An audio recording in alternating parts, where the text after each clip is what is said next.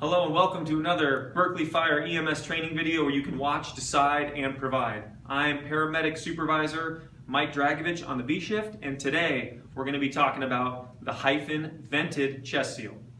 This training is a follow-up from last month's training, and this is to standardize and get us all on the same page moving ahead.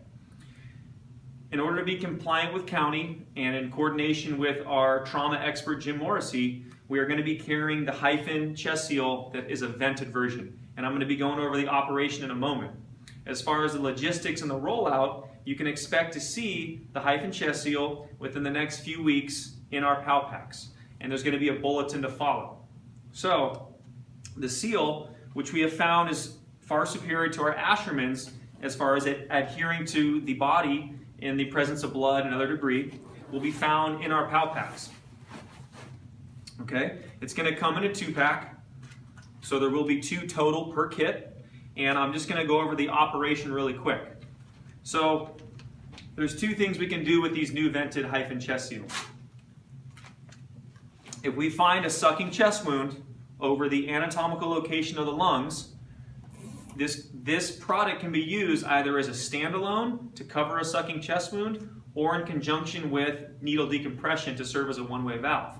I'm going to be going over both operations. So let me open the package and show you how the product looks. So HYPHN has conveniently provided a 4x4 just to go ahead and wipe off gross debris. Wherever you see the signs and symptoms of our sucking chest wound, we're simply going to peel after our wipe, place over, and really try to ensure that we create nice surface area and adhesion. Now the way this works is that the vented seal, as opposed to the non-vented, is going to allow for passive excavation of air in the pleural space, but if air tries to come back through the seal, it's going to create these collapse zones and it won't be able to return. So there's essentially our one-way valve. Okay? Now, if we have our indications for our needle decompression, and remember, in the setting of MCIs, we don't need as much compelling evidence.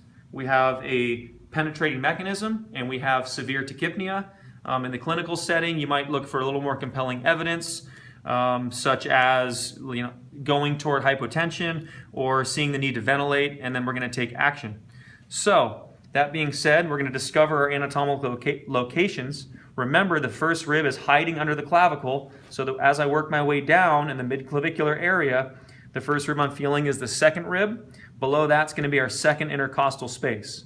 Okay? So if I want to use that as my midclavicular site, which second or third is approved, after I prep the area, I'm going to go ahead and roll over the the top of the third rib to enter the second intercostal space, avoiding all the vasculature and neurobundles below. Okay, I go deep enough to where I get some air return and feel relief. I go ahead and advance, sharp my needle right away, and now I'm going to show you the application of the HYPHN vented seal in the setting of serving as a one-way valve over our needle decompression. So if I create a peel, I can go ahead and tent it over the hub. I'm not going to completely commit to the seal just yet.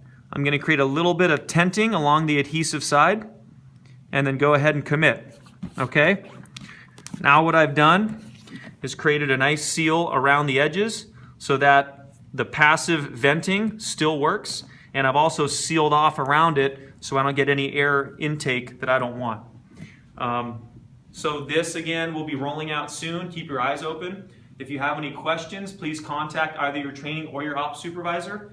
And as always, we're looking for good ideas for equipment moving ahead. Please filter through the chain of command to get that to us. And good luck out there.